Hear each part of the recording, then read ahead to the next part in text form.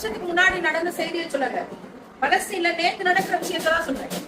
நேத்து முந்தா நேத்து இப்போ நபிமார்களின் பூமியை காப்பாற்ற வேண்டிய பொறுப்பைகளுக்கு இருக்கிற தலைமையில தூக்கி வச்சுட்டு இருக்காங்க. நபிமார்களுடைய பூமியை காப்பாற்ற வேண்டிய பொறுப்பு எங்களுக்கு இருக்கு அப்படின்னு தலைமையில தூக்கி வச்சுட்டு இருக்காங்க.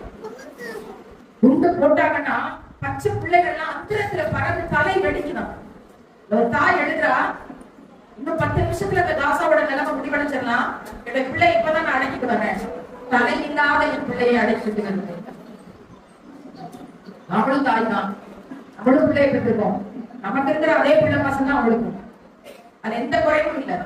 ஆனா அல்லாஹ்வுக்காக ஷஹீதாகணும்னு சொல்லி சொல்லி வளர்க்குறாங்க, சொல்லி சொல்லி வளர்க்குறாங்க. 10 பிள்ளைகளை பெற்றுக் கொள்றாங்க. எவ்வளவு முடியுமோ அத்தனை பிள்ளைகள், என்ன கஷ்டமா இருந்தாலும் எப்படியாவது பிள்ளைகளை பெற்றுக் கொள்ளணும். என்ன காரணம்? அல்லாஹ்வோட பாதையில கொடுக்கறதுக்கு பிள்ளைகளை கொடுக்கணும். எங்களால போருக்கு போக முடியாது, நான் பிள்ளைகளை பெற்று தர முடியும். ஆசிரியர் தாய் சொல்றா அப்படின்னா எவ்வளவு பெரிய படிப்பு நமக்கு. அவங்க எல்லாம் நன்மை முந்தி கொண்டாங்க. யாரெல்லாம் 10 வயசு பிள்ளை இருக்கு யோசிச்சு பாருங்க. 10 வயசு பிள்ளை பலஸ்தீன்ல தாய் எங்க அடக்கியிருக்காங்களோ அந்த இடத்துல போய் போய் தினமும் நைட்டு இருட்டுல படுத்து தூங்குது. இந்த பிள்ளைய காணும் தினமும் தேடி ஒரு நாள் கண்டுபிடிக்கிறாங்க. ஏன் இருட்டுல போய் தூங்குறேன்னு கேட்கும் போது அந்த குழந்தை சொல்லுது, என்னோட தாயோட மடியில படுத்து தூங்குறதுன்னு தூங்குறாங்க. இந்த மகளுக்கு நீ யார் ஆராதனை சொல்ல சொல்றாங்க.